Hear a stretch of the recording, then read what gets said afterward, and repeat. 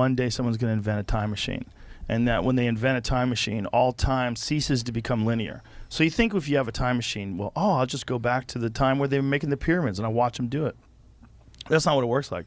What he was saying, you can't travel where there are no roads. So once a road gets built, then you can travel. So once a time machine gets invented, then anyone from the invention of the time machine forward to forever can come back to that moment and can go to any point in time from that moment to the end of time. So all time ceases to be linear. So there's no like tomorrow will be Wednesday and the next day will be Thursday. No. It's everything happens everywhere all at once. So people can travel back and forth through time. You can never own anything because someone could just travel through time and take it away from you when you weren't looking. Like as time travel gets more and more sophisticated, you can go back and forth in time while you're talking to people. You know, if you don't like what you said, you could rewind and start all over again. If you're in an argument with your wife, you can go to the library and get information and come back and go, actually, you know, Herodotus once said, and then bam, your wife thinks you're the smartest guy in the world. Like this, but there would be no normal life anymore. It would the world itself would be completely unrecognizable because time would mean nothing. You'd be able to travel back and forth through time.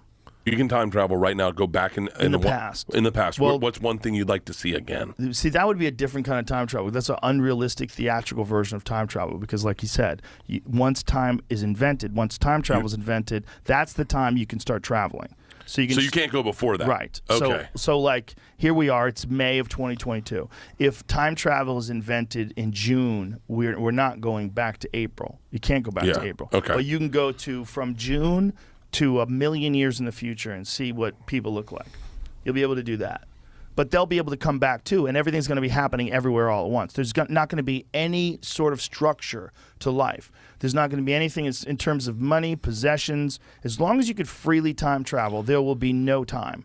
Everything's going to be moving around, and also instantaneously you'll become immortal because whatever we have right now in terms of technology, what we're going to have in a million years is going to be godlike. And you're going to be able to travel to that if in fact that actually does even take place. Because the question becomes like, what is the future if time travel does exist? So if time travel exists in June of 2022, is there even a future? Like, does it even take place? Because how can anybody invent things when they can just travel to a point where someone invented it already? But how are they going to invent it already if you can just travel to the future? And do they invent things still?